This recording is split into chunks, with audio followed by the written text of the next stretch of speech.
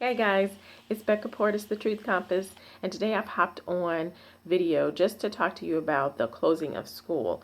I just left a meeting that kind of burned me up. I am a college professor and I teach English composition and literature.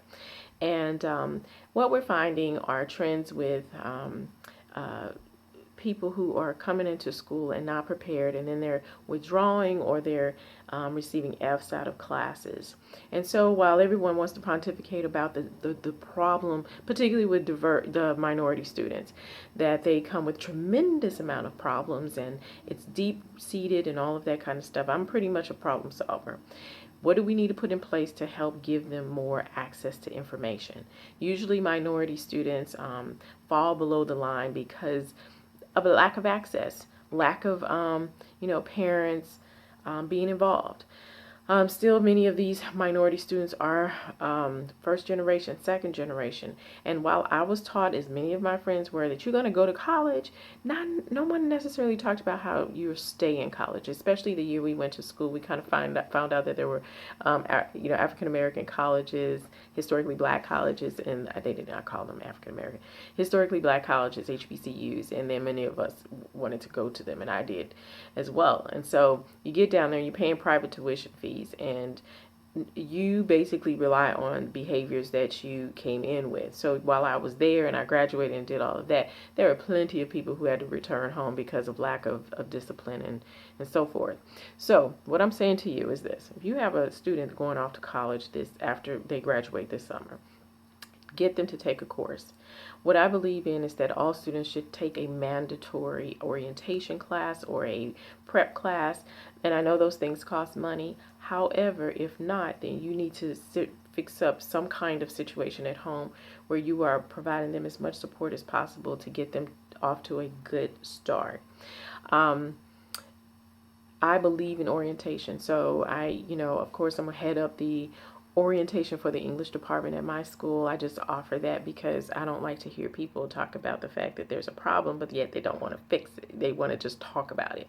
So I'm pretty much, a problem solver. I'll tell the truth, whatever it is, I don't hold back. And then I will offer my services to support. So in that case, what you want to make sure is that your student understands what it will take for them to be successful. They need a plan. They need to be able to talk to the counselors. They need to be able to understand their student handbook. They need to understand what supplies they should have on hand, not during, pick them up once the class begins. They need to understand that syllabi, the course plan from their professors is no joke. It's a Bible for the class. They should have it printed out. They should have access to a computer.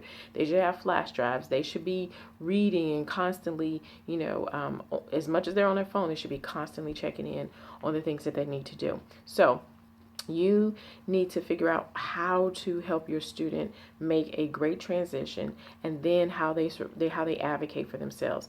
They're going to need to understand how to navigate the college setting as well, how to get into, what kind of money is available to them by visiting the financial aid office, how many credits that they need, what access they have to honors programs and honor societies and things like that, how they are supposed to regard their class, show up for class, check their emails, all of those things. Please talk to your kids about them, just like we talk to our kids about safety, and we need to talk to them about how to be successful in school. And if you don't know, you find somebody who does know because they've had experience.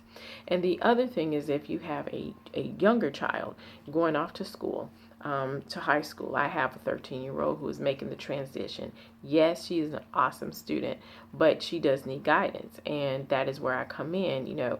They get some freedoms, but you have to understand also the same things. What is going on at the school? What kind of programs they offer? And you should have known about those academic programs prior to them making the transition to high school. Sometimes those programs may have applications and all those kinds of things. We had to deal with that with my daughter. And so now she's set to go. But there are other things that she's going to have to know. And over the summer, I have to build, constantly, rebuild those behaviors about taking notes, reading self-help books.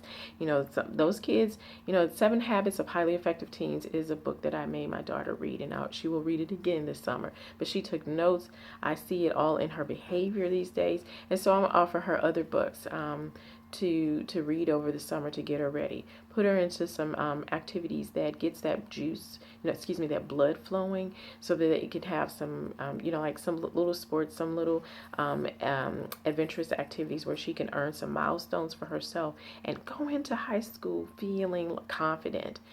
So those are some things I just wanted to say real quick. Thanks for listening. I'll talk to you later. Bye.